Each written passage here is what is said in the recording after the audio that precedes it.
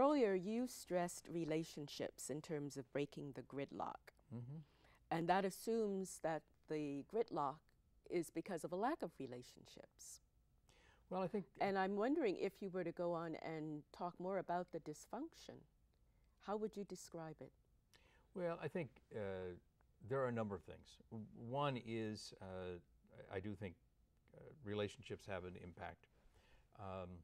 And I think that's important to begin to kind of, break down our stereotypes of each other. But there are places where we will have ideological differences. There's no question about that. And no matter how good your relationship, it doesn't mean that you're going to agree on all the ideology in the world. I think that in terms of the legislature and the government, there are other areas in which there's an impact on this gridlock that we've had.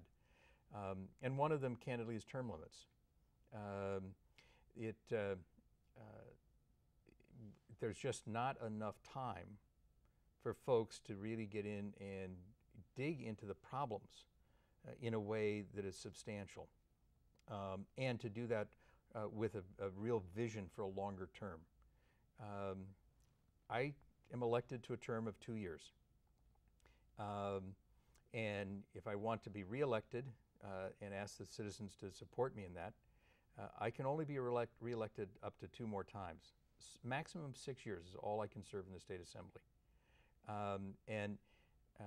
Given the complexity of the problems of California, trying to figure out how to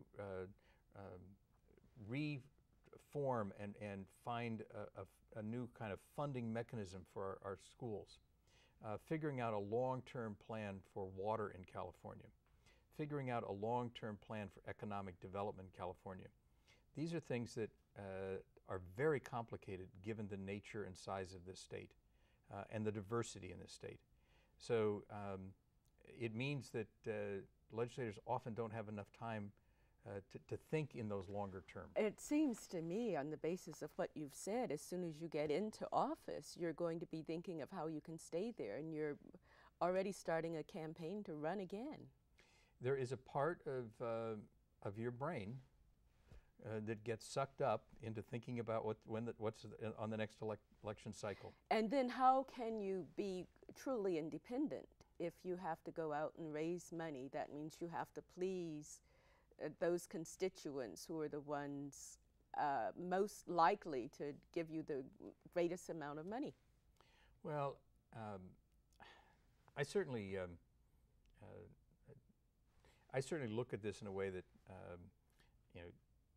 the funding that people give me to run for office doesn't have an impact on how I vote.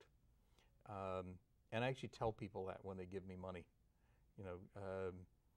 and so I really keep them in 2 separate worlds. And my campaign mode, my campaign activity,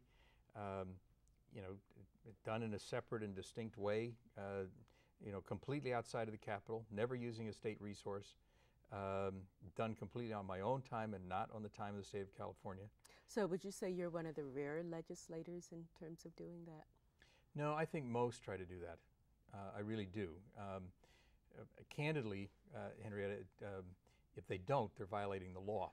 So you need to make sure that you keep that bright line between your campaigning and fundraising activities and your governance activities.